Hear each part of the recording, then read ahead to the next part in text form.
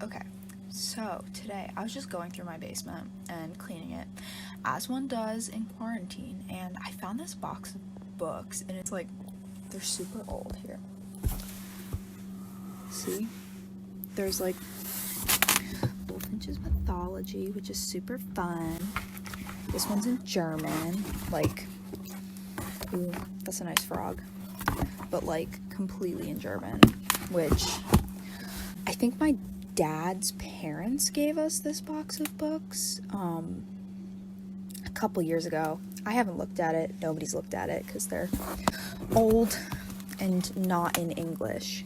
But then, so we have this one.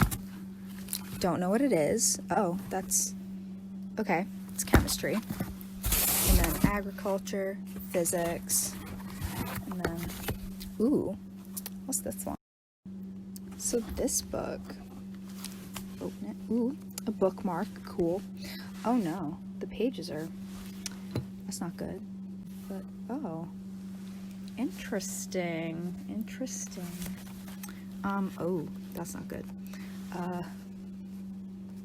There's a lot of newspaper just glued over the text of this falling apart book. Look at all that.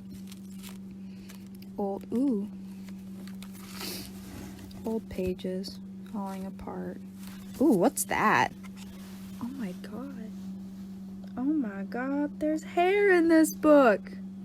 And there's an obituary? What even?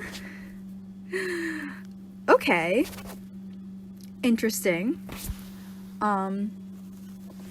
Chapter called Life, yeah. I'm gonna take this book out. Oh my god, the pages are falling out. So yeah, most of the rest of the books are obvious, like Virgil, Latin. I'm falling. Composition, that's gross. There's a lab book. So yeah, that's this fun box of books from my basement. I'm gonna take this one out and I don't know, I'm gonna try to figure out where it came from, because that hair is really weird. Like, okay, book. Okay. Let's figure this out. But also, just one more. That donkey though, like, okay, I see you.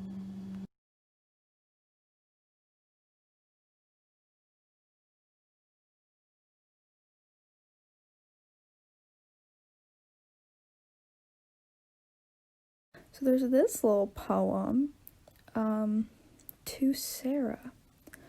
Oh, leave me, lady, I am not the thing thy silly wishes deem me.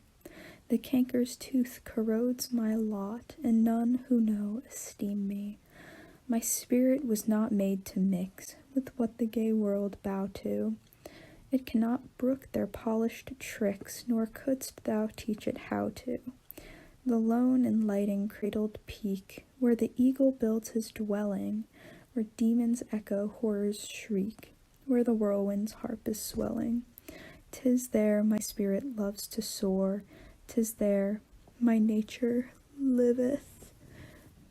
Mid the delirious thunder's roar that ghastly pleasure giveth, and comfort's breast and beauty's heart, my soul can dream on never. 'Twas made to take a sterner part, so fare thee well forever. So, yeah, that's there. That's cute.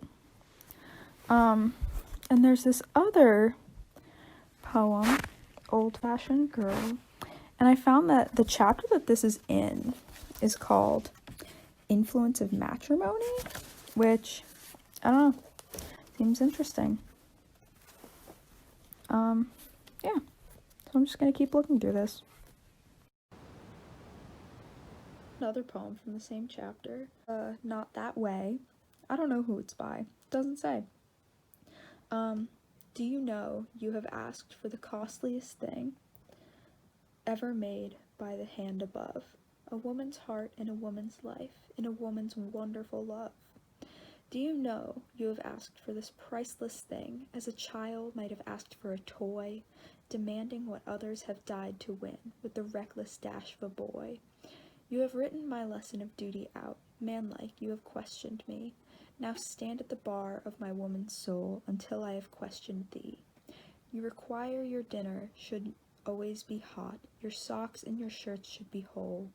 I require your heart to be true as God's stars, and pure as heaven your soul. You require a cook for your mutton and beef. I require a far better thing. A seamstress you're wanting for stockings and shirts.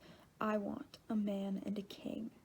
A king for the beautiful realm called home, and a man that the Maker, God, shall look upon as did the first, and say, it is very good. I am fair and young, but the rose will fade from my soft young cheek one day. Will you love me then amid the falling leaves, as you did amid the bloom of May? Is your heart an ocean so strong and deep I may launch my all on its tide? A loving woman finds heaven or hell on the day she is made a bride. I require all things that are good and true, all things that a man should be. If you give this all, I would stake my life to be all you demand of me. If you cannot do this, a laundress and cook you can hire with little to pay, but a woman's heart and a woman's life are not to be won that way. I like that. I like that. It's giving me some context of when, not necessarily the book was written, but when all the stuff was put in. So this is about the construction of the Washington Monument, or at least I think that's what that is.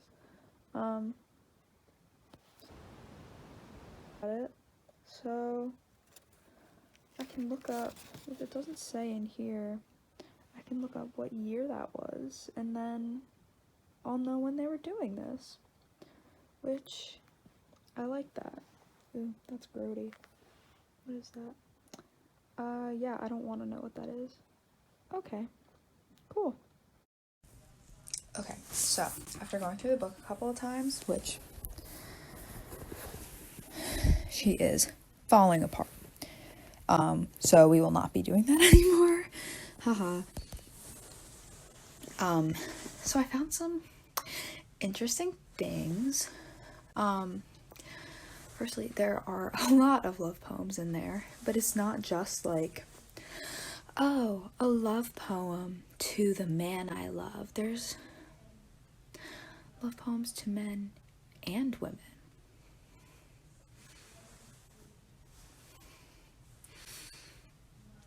So, I don't know. I don't know what straight people do. I have no idea, but we'll see where this takes us, I guess. Probably gonna call my great-grandpa. Okay, so I've taken over my mother's computer, found the family tree, and okay, so right now I'm just gonna trace my dad's dad back. I think I might. Damn. Okay.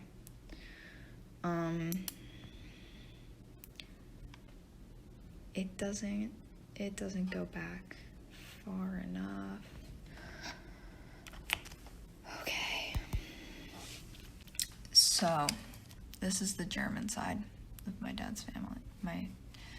So that's my great-grandfather. And then that's his mom. This is the German side. And there's nothing. So, I guess Ancestry.com? Otherwise, I'll look at the Irish side. Okay, so yeah, I'm gonna check with my dad about the Qurans, whatever. And we'll see. They had a lot of kids, and I've never heard of any of their offspring.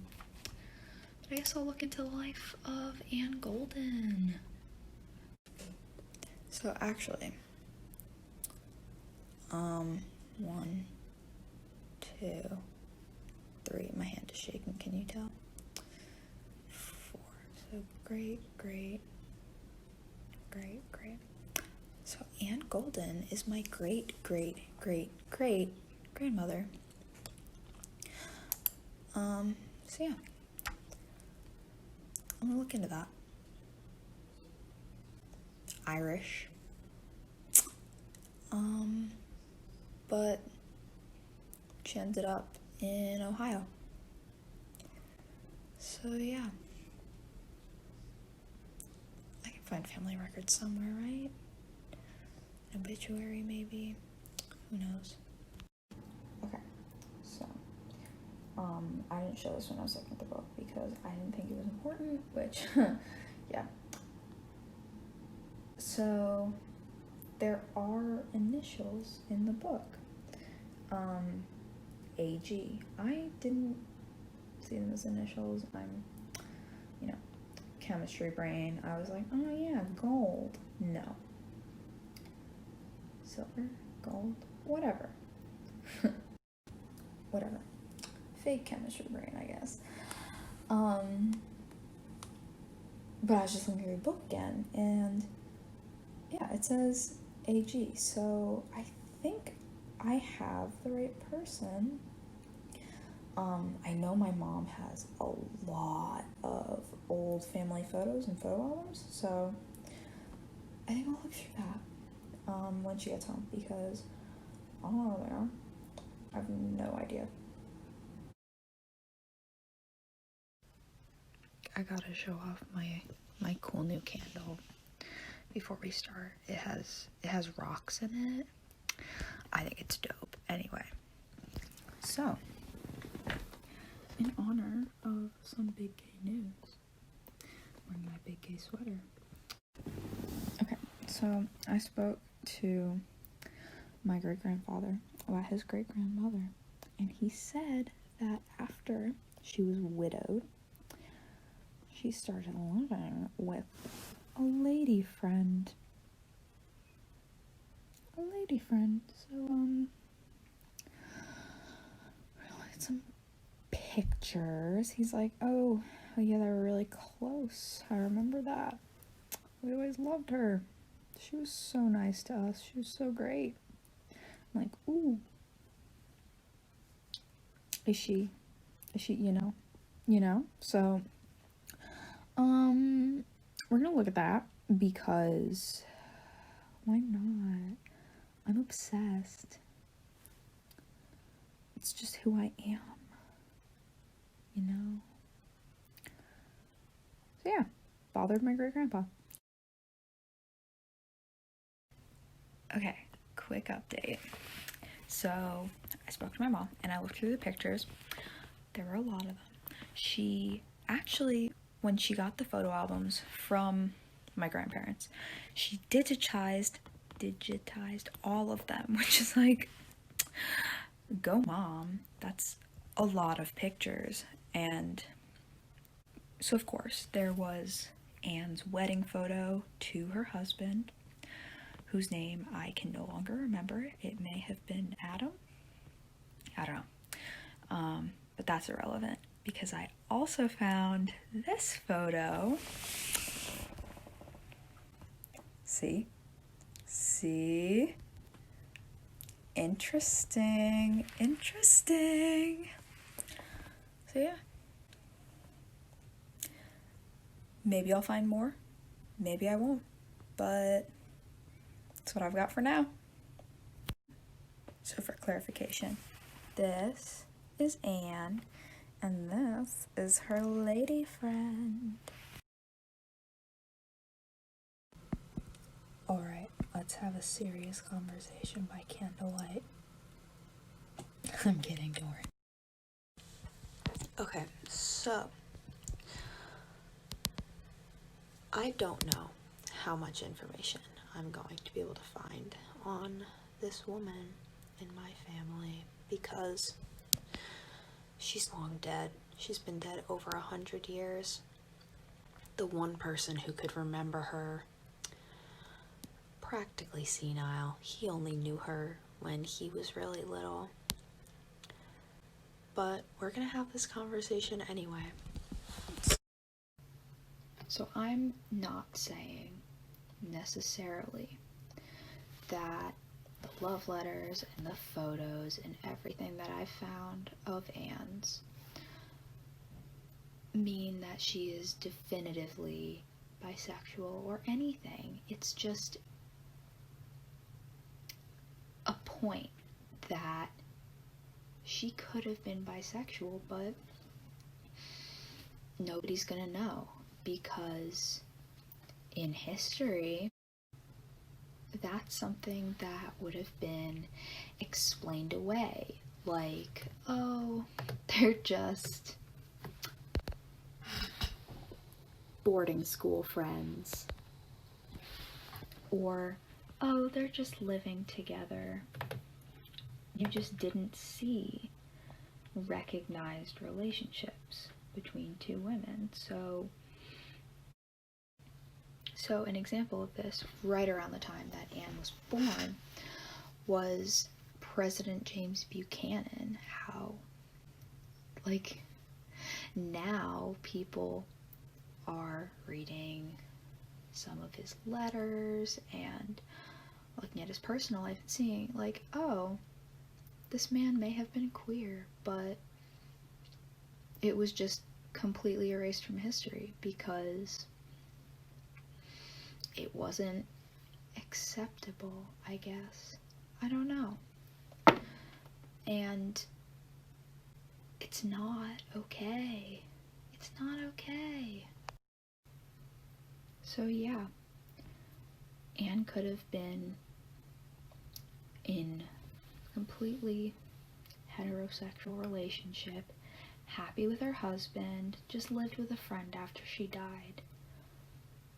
Or she could have been a bisexual and had that part of her identity completely erased by history. And